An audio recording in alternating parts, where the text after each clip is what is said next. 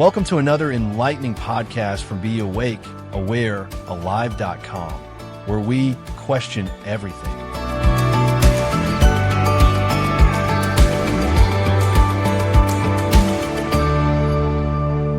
Our daily battle against inflammation. By the Be Awake, Aware, Alive.com team.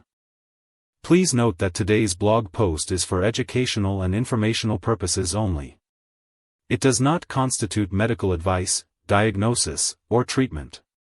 Always consult a qualified healthcare professional before making changes to your diet, exercise routine, or lifestyle, especially if you have underlying health conditions or are taking medication.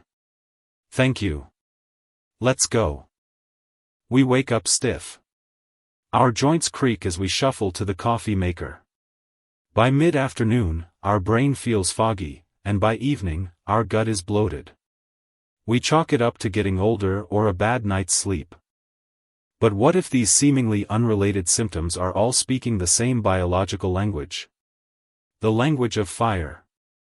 Welcome to our daily battle against inflammation. For decades, we have been taught to fear inflammation. We pop ibuprofen like candy and chase the latest anti-inflammatory superfood. But to understand the battle, we first have to understand the soldier.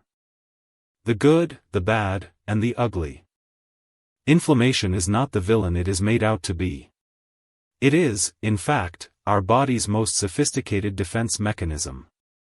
It is the alarm system that sends healing white blood cells to a sprained ankle. It is the heat that cooks a pathogen during an infection. Without inflammation, we would bleed out from minor cuts and succumb to common viruses. Acute inflammation is our friend. It is swift, targeted, and temporary. The enemy we face daily is chronic inflammation. This is the low-grade, systemic fire that never gets extinguished. It is the pilot light left burning too high. Unlike the redness of a cut, this fire is silent. It smolders beneath the surface, attacking healthy tissues, organs, and even our DNA. It is the common thread linking heart disease, diabetes, Alzheimer's, autoimmune disorders, and even depression. The modern environment. Fuel for the fire. The problem is not that our bodies have forgotten how to heal, it is that our environment is constantly throwing gasoline on the flame. We are fighting a war on two fronts. 1. The internal front, the standard American diet, or SAD for short, is a minefield. Refined sugars, seed oils high in omega-6, and processed carbohydrates spike our blood sugar, triggering a cascade of inflammatory cytokines. Our gut microbiome, the seat of our immune system, suffers, allowing leaky gut to push toxins into the bloodstream.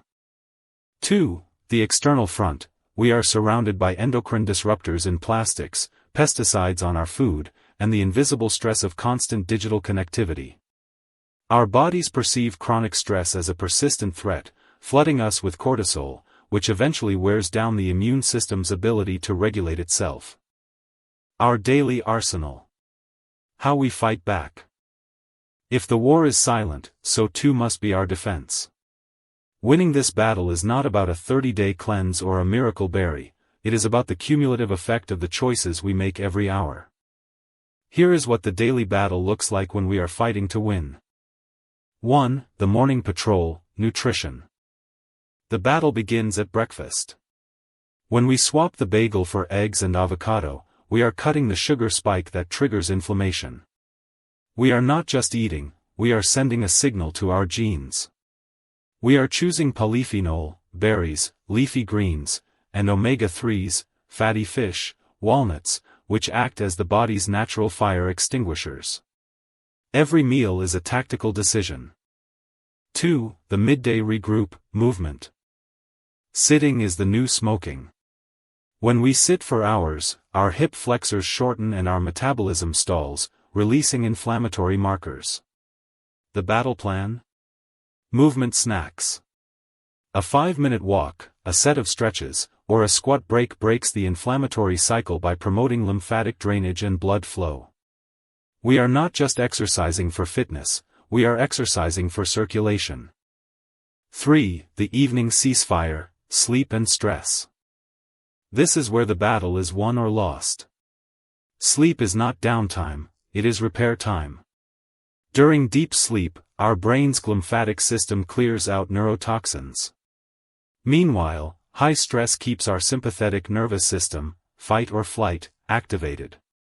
We have to intentionally lower the lights, put away our phones, and practice breathwork to switch on the parasympathetic nervous system, rest and digest. This signals to our immune system that the war is over, and it can stand down. The mind-body connection. Perhaps the most profound realization in this battle is the role of the mind. Studies show that loneliness, pessimism, and chronic anxiety physically increase inflammatory markers like C-reactive protein. To battle inflammation, we must battle cynicism. Cultivating gratitude, fostering connection, and finding purpose are not just soft skills, they are biological imperatives. A happy mind produces fewer stress hormones and more anti-inflammatory chemicals. The long game. The truth is, we will never eradicate inflammation entirely, and we should not want to. We need the heat to survive. Our daily battle is not about perfection. It is about resilience. It is about having enough anti-inflammatory ammunition saved up so that when we do have that slice of cake or a stressful week at work, our bodies can quickly put out the fire before it becomes a 5-alarm blaze. So, the next time we choose water over soda, walk instead of scroll, or go to bed early instead of binge watching, let us recognize what we are doing. We are not just being healthy. We are warriors on the front lines, extinguishing the silent fires that threaten to consume our vitality. We fight this battle every day, not with fear, but with intention. And with every good choice, we turn down the heat and reclaim our health. Don't forget to sign up to our mailing list, follow our social channels and open your mind with more free blogs and life-changing books at beawakeawarealive.com.